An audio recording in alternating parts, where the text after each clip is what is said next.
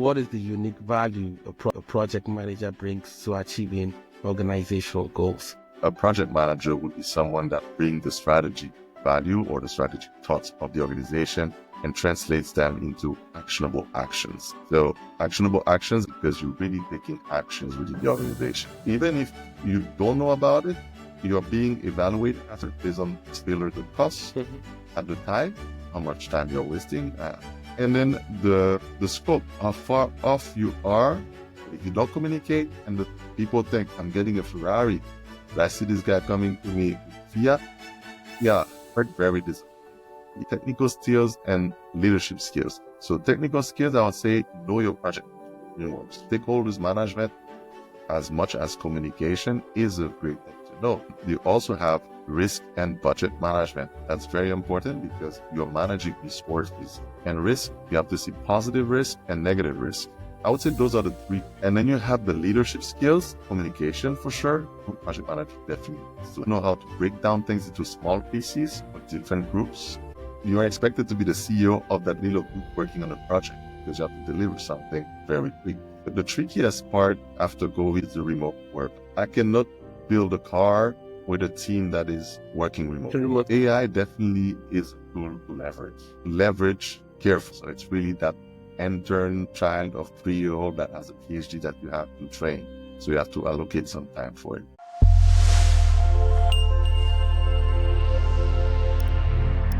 If you're struggling to understand what project managers truly do or how they add value beyond processes, this interview will cover key questions that will clarify the project manager's role and our impact. The insights shared will be transformative for you, I hope. Our guest today is someone who is deeply committed to making a positive impact by helping businesses succeed through strategic insights and actionable recommendations. If you are an aspiring IT project manager or project manager seeking to understand the real-world role of a PM and how to get started, you are in the right place.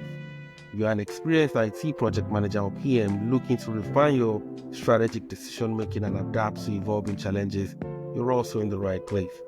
This is the Life and IT Project Management YouTube channel where we bridge the gaps between life and project management with practical, relatable content for aspiring and experienced PMs. Please join me in welcoming Grégor Nicolas. Thank you very much, Justice. Thank you. That's a very good introduction.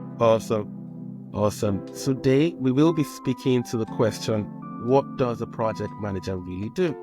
Some business stakeholders might have different ideas, but Gregor is here to help us clarify, demystify, or debunk some of those false ideas or validate some of the right ideas. So I will go right to the first question. And the first question I have is, of course, basics. Gregor, who is a project manager and what is the unique value a project manager brings to achieving organizational goals? I know that's a great question that always come back, mostly for new project managers, but experienced project managers, when they come into a company, it also comes to their point when they have to choose a project to understand who are they within the organization and what are they supposed to do. Normally, a project manager would be someone that brings the strategy value or the strategic thoughts of the organization and translates them into actionable actions. So actionable actions, I repeat that twice because you're really taking actions within the organization. And what is tricky about it for saying who a project manager is, if you're starting as a project manager, you're probably going to be closer to operations, but you should not touch that much with operations. And we'll talk probably later about that. It's about the technicality of what you're going to do. You're going to work with people that are in operations in their everyday tasks, but you're facilitating the tasks to make sure that the project, usually which has a time, a budget, and a quality that you have to deliver, so to come to a certain point to also meet the objectives and the strategy of the organization. If you're an experienced manager, you know that most likely you're going to lead through facilitation, but also through communication and translating what is the strategy towards the people and facilitating also activities.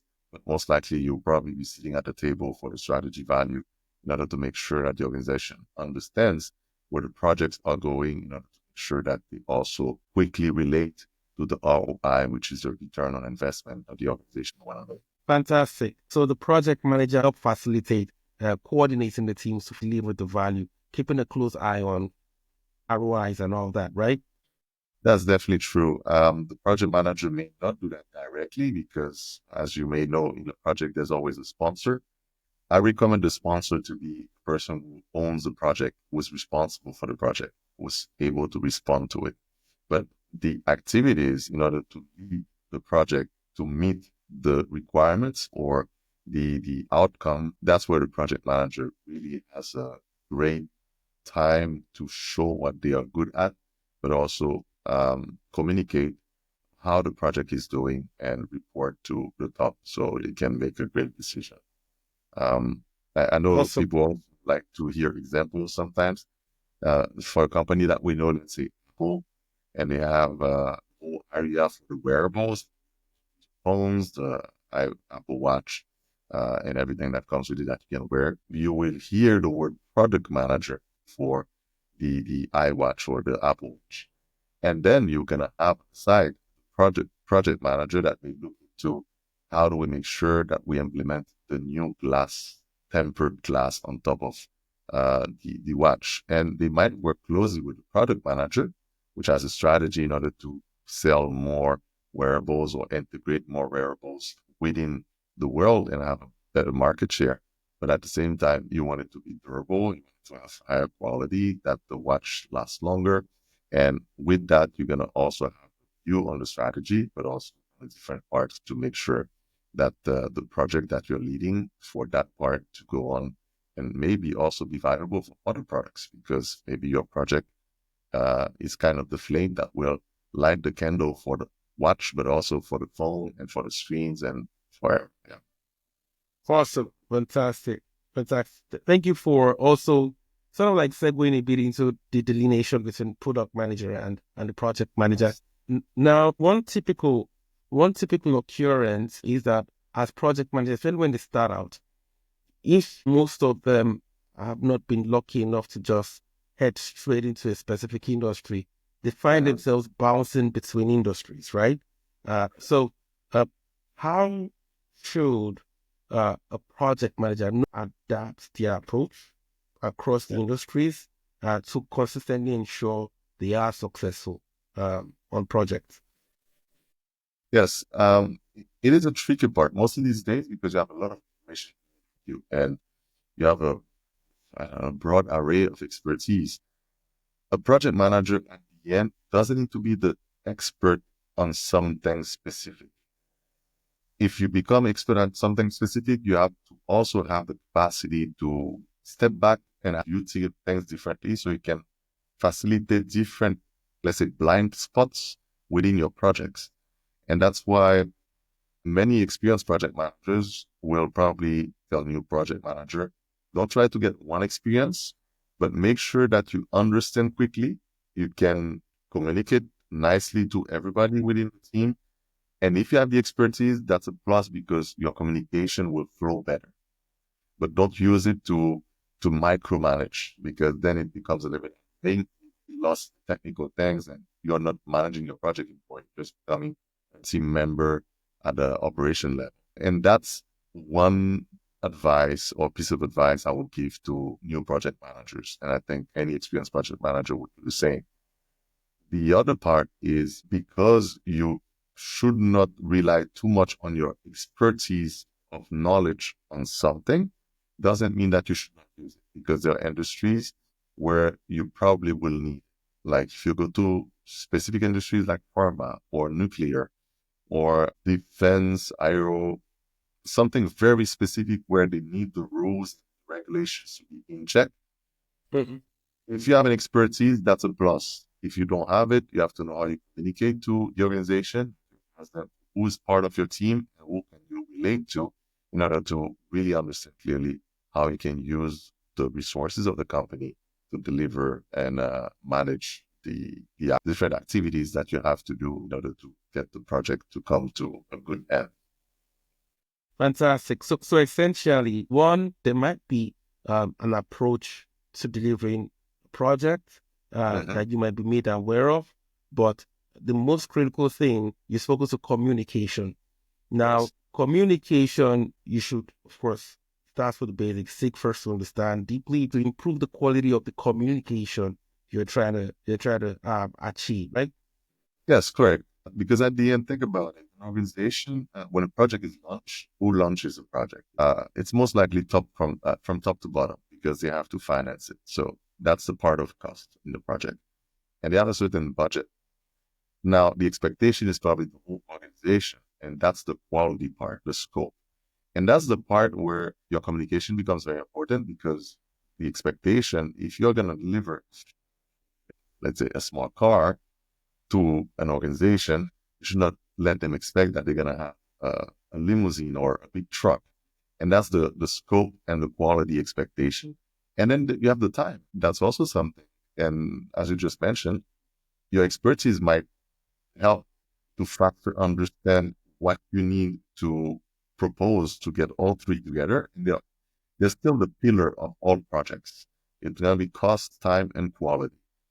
And then when you get to that, your approach is really, how do I communicate better to understand what is asked from me and understand how can I report to the people so they can make decisions and understand what is happening within the project. And then the other part will be your focus, where how do I communicate with my team and what are the experts around me in order to make sure that the steps that I want to achieve for the project or the activities I want to complete and accept the deliverables make sense and arrive to the quality expected. Because you might find that at the end, you cannot deliver a car, might be a bicycle based on time and budget. Then you have to be able to say that quickly and in a nice way. So the leaders understand, do we put more time? Do we put more budget? Or do we just lower our expectations? Awesome. Thank you. Thank you so much for that. Now, we've already established that the reason you might want to have domain expertise is to enhance the quality of the communication. Yes. But there is a question: what technical and leadership skills, along with certifications, are essential for becoming a high-performing project manager? If certifications are required at all, but what technical and leadership skills are required?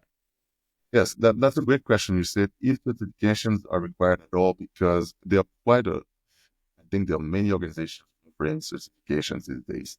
And you have to be careful. You have two sorts of certifications. You have the expert focus or deep dive certification, and that you're really learning something. You really understand a little bit deeper what is going on through a certain aspect of a project. And then you have the general concept certification.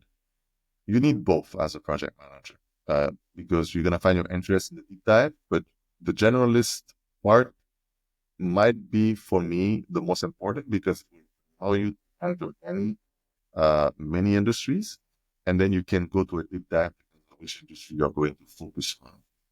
Because if you're working as a project manager for lawyers, you definitely need your real estate lawyers, let's say mostly.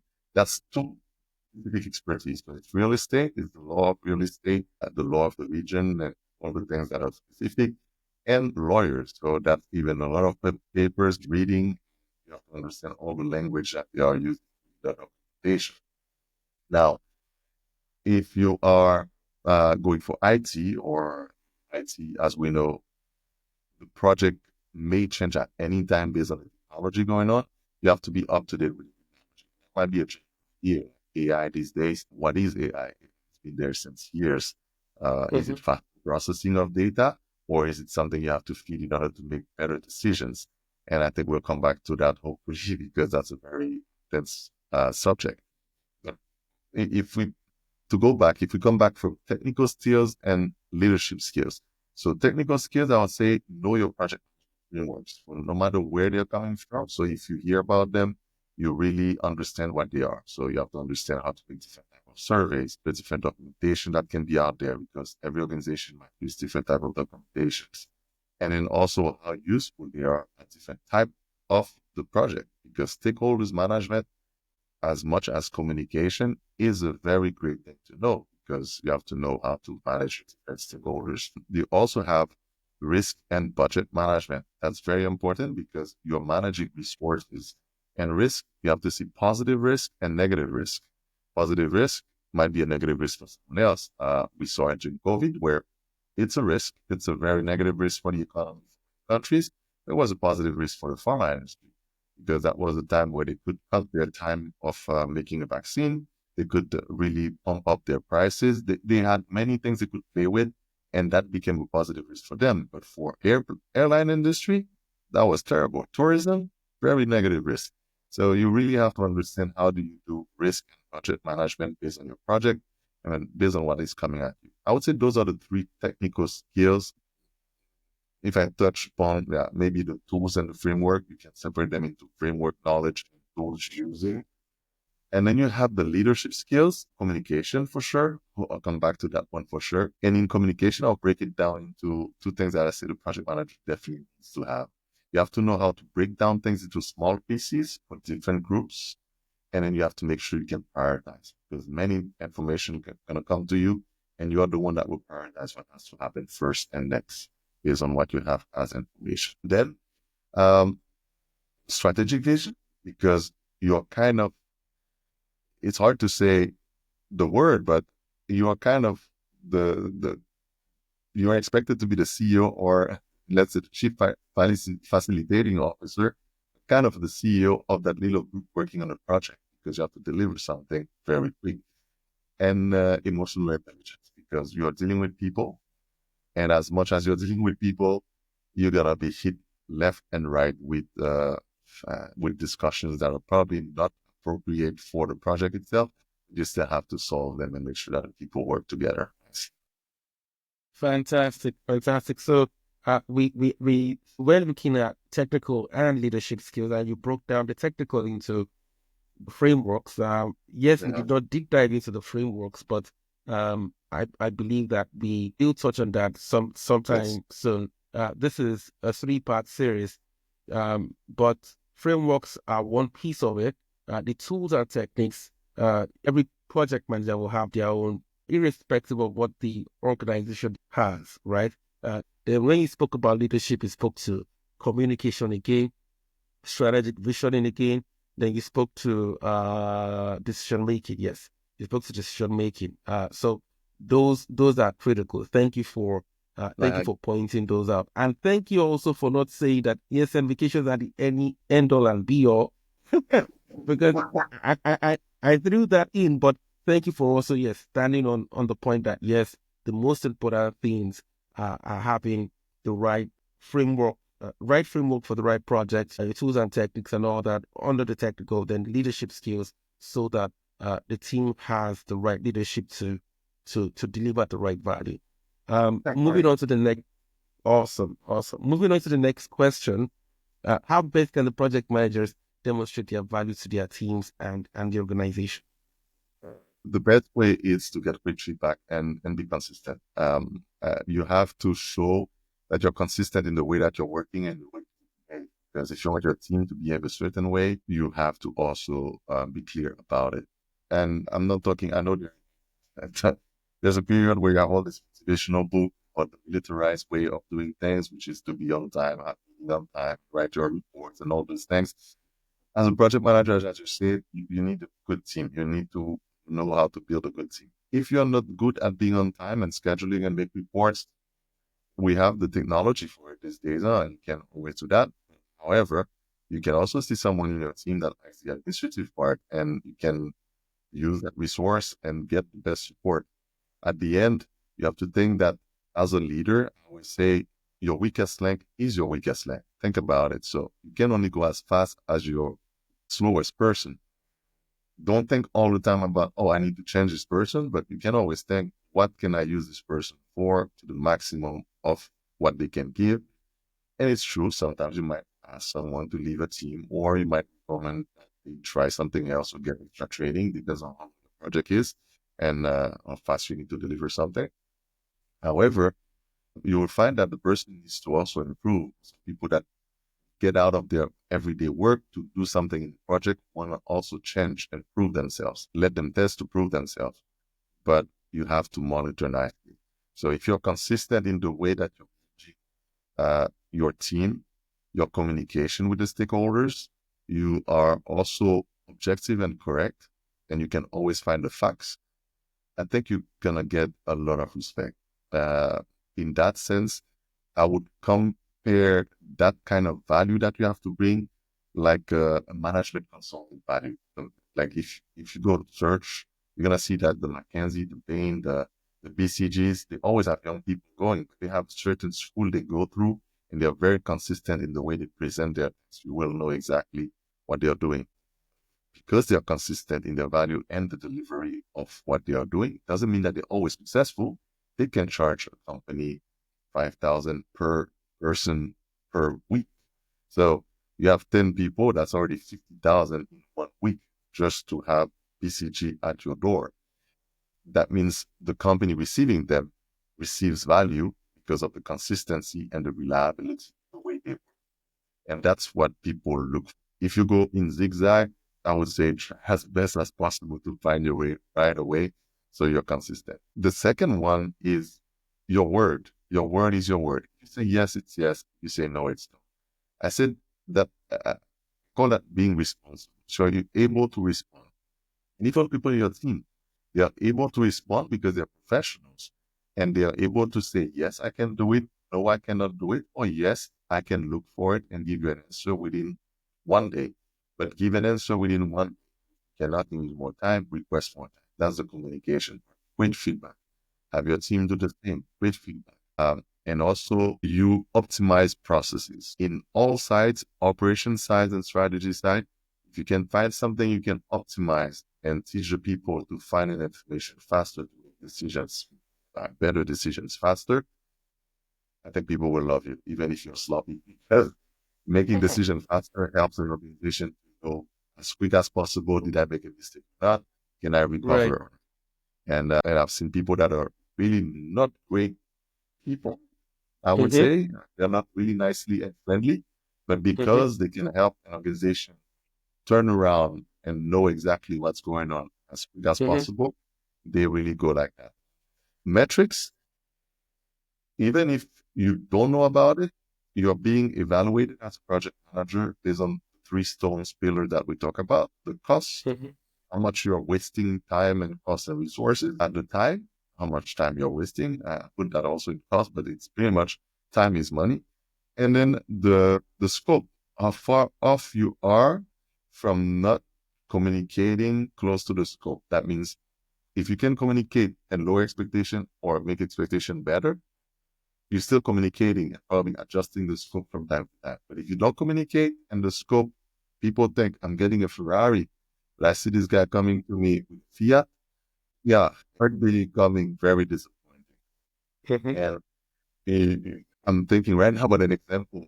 It's the full self-driving Tesla has been offering and making people pay for, I think, since 8 years ago. And they really had to work hard on it because competition was getting with their own software. And I think it's only 4 years ago they started to present the bit and bit small increments of software.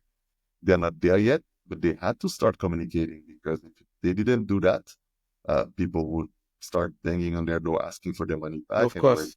still driving. And you promised that, and I don't see it coming. So that's definitely a matrix and then the other one is linked to the scope is satisfaction. How Mm. far off you are from the customer satisfaction. Microsoft never satisfied their customers with a phone. They never could. They acquired phone. They tried to make phone. Their software is not make phone, and they tried that. So they forget the idea, but they tried, I think, 4 or 5 times to try to make Yeah. a microphone. It didn't work, and that's a very, very good score for yourself to know and make quite a review. And that's kind of the feedback. Also check and see how it is with the different parties using or using part of your project to make sure that you get a good feedback on how it is doing. Because if the word is not good for the CEO of the organization or leaders for the organization, yeah, you have some explaining to do. Right. Thank you so much. I like how you broke out the matrices, just using the constraints to break out the matrices. If you're not on point with regards to the cost, to the schedule, to the scope, and when it comes to the scope, how far off are you from what was requested for? And even when you deliver what was quote unquote requested for, when it comes to satisfaction, how far off are you, right? So Yeah. those metrics are very crucial when it comes to assessing. So you were about to add something, sorry. No, I wanted to say there's a joke recently they made about a company who actually, unfortunately, had very few instances where they communicated wrongly about the expectation for feedback from the customers. And they said once a window closes, door opens. That was Boeing when the doors were falling. And you could go back and check the communication of the leadership of Boeing about the incidents and the fact that their communication was not satisfying enough for the people losing families and lives. Mhm. They could not go on to get other projects, sales projects or projects for construction or building other airplanes for a long time. This communication can break a company's bottom line and also a company's culture. Definitely, definitely. Thank you for chiming that. And that also applies primarily to a project manager as well, right? When communicating wrongly or communicating ineffectively, that is definitely something to be measured by. So those definitely answer that question. And that takes me to the last question for this specific episode. Um, how will project managers navigate? So we have AI coming up, several integrations coming up. Remote work is no longer required. It's just everywhere, right? How will they navigate emerging challenges with technology and evolving stakeholder expectations in the years ahead? Yes, the expectation from stakeholder will always be involved. And as much as we can get insight, and as I said at the beginning, we'll talk to another session probably about that. It's the sponsor is really your key person to know how the leaders are feeling the floor. Because no matter what it is, we might want things to be coming from bottom to top, like the floor to the leaders. But at the end, the leaders, if they don't adopt something, it's very hard for the bottom to apply it. Let's say you have a project to implement, let's say PDF documents and Excel dashboard to the organization. If the leaders never look at the dashboard, the people are working hard data on, and they always request emails and papers and all these things, don't worry, your dashboard will go away. So the evolving stakeholder expectation, you have to be very clear on who is your powerful stakeholder that will lead the changes that you're trying to bring with that project. Now, that's one. The AI integration, you can definitely uh, you will be able to use it to your advantage these days. Mostly these days, AI has been improving since the years that it was probably starting to happen. And it started with faster processing of data and holding data where it makes sense. You will see you have to treat artificial intelligence, as they call it today, and I call it faster processing, like an intern, As a 3-year-old that has a PhD and working for you as an intern. You have to review everything that it's feeding back to you. However, if your communication is not perfect, you can ask it to adjust it and be consistent in your communication. You can type your email in, ask to reformulate, get a feedback from the machine without bothering people's time, and test how people receive the message. Perfect. You can use it for your scheduling. You can use it for helping you to build your plan in Microsoft projects Mhm. because Copilot is integrated there. You can use to review big pile of documents and summarize before you start reading which page exactly you need to focus on. If you're working with big documentation from the European Commission or the US government or the Canadian government or any government in the world where they have a big pile of documentation to review for a project, AI definitely is a tool to leverage carefully. And then if you're really gonna go further for AI, because free AI, let's say, the paid AI, where you put your organization within the AI to transmit for you and work for you, you have to clean your data, make sure your data is up to date, and then that you're feeding it nice information. So it's really that intern child of 3-year-old that has a PhD that you have to train. So you have to allocate some time for it. But the trickiest part after COVID is the remote work, as you mentioned. Remote work is, it depends on the project that you have, and it depends on what you need or what the organization is expecting. I cannot build a car with a team that is working remotely. Until right now, until they do a 3D print that works nicely from where it is, maybe. it's really tough. So that's where there's something you mentioned, justice, which is very important also in your process as a project management. Walk through a project is the first part where you're really discussing, do I fully understand what you're asking from me as a scope? Do you understand what I can do for you? And do you understand what I'm trying to understand, what I'm trying to tell you based on the information we have? That's what we can do. And that's very important because, I don't know, but 60 years ago, talk about, I don't know, a jump drive that has 4 gigabyte. Now they have 1 terabyte. I don't think you could have that. The technology didn't exist for it yet. You could work hard on it, but the technology didn't exist for it yet. And does the organization want to spend time on a team that is all together working full time and getting the resources on site to try and test? Or are they allocating more time so you can test with a remote team and make sure that this remote team has focus time? Because as you know, remote meetings, what I've noticed is remote conversations ends at the end of the conversation. You shut down your laptop, it's over. People are not going to call each other and have this corner talk or go around or stay to talk or have this conversation that may also lead to an extra response for brainstorming. In the same place, if you need that extra brainstorming, people will talk, they stay, they network, and they will talk next to the coffee corner or the water.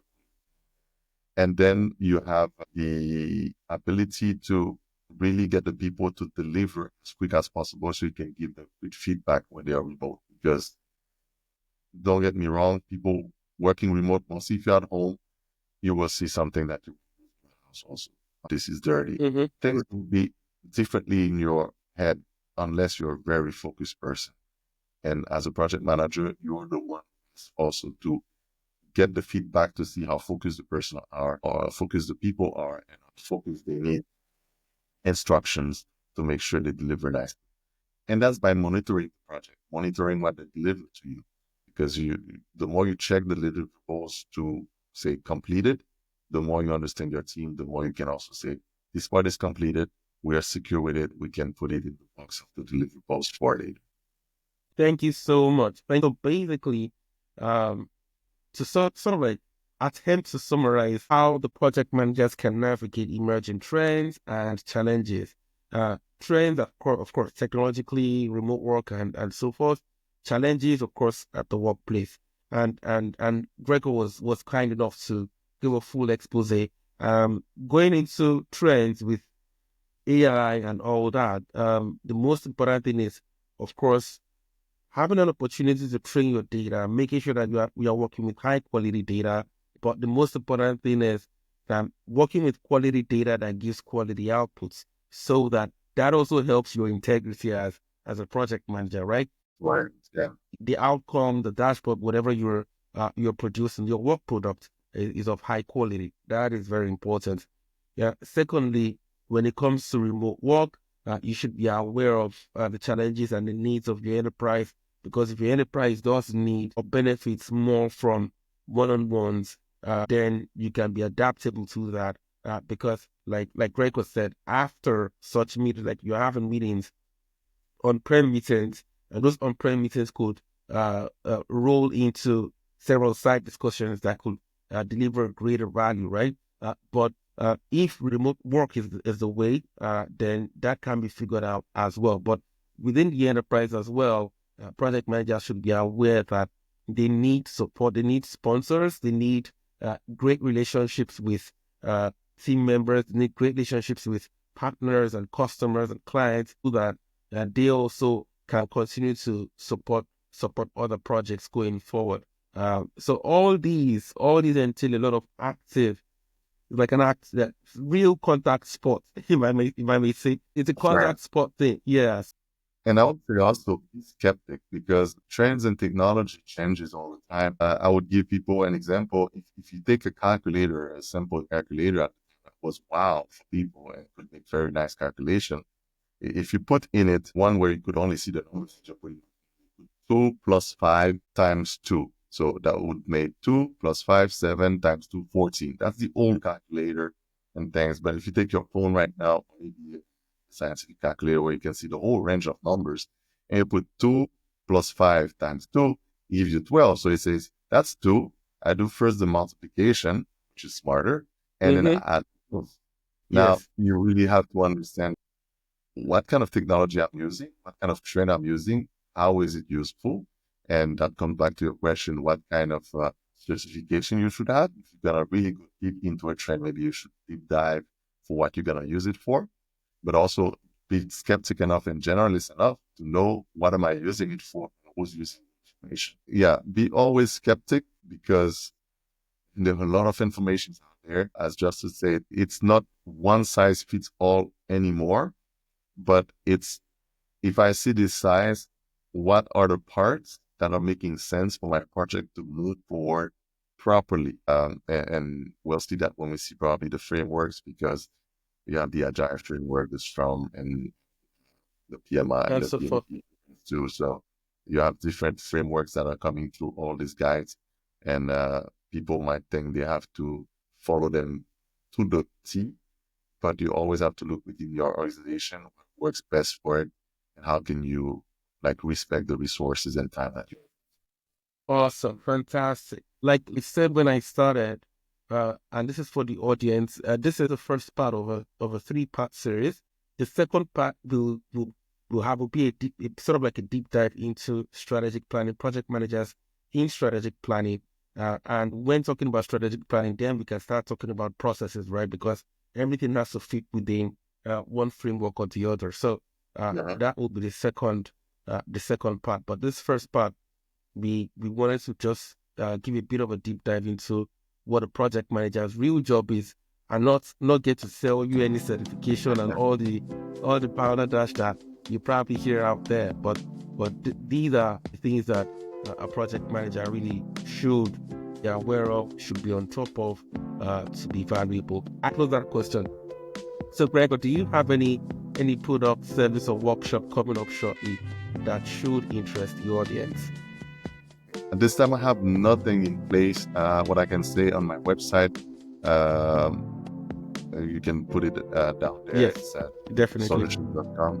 And then you can there's a book review every month or every 2 months. I'll review a book, and then I'll put the short read, so you can have an idea which you can read and see what are the advantages for project managers.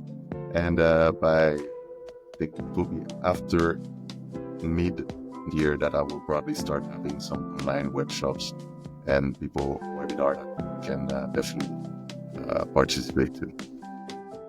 Fantastic. What's the best way the audience can reach you then? LinkedIn, for sure. LinkedIn. You can always send me a message via LinkedIn. The other part, I would say, send me an email also.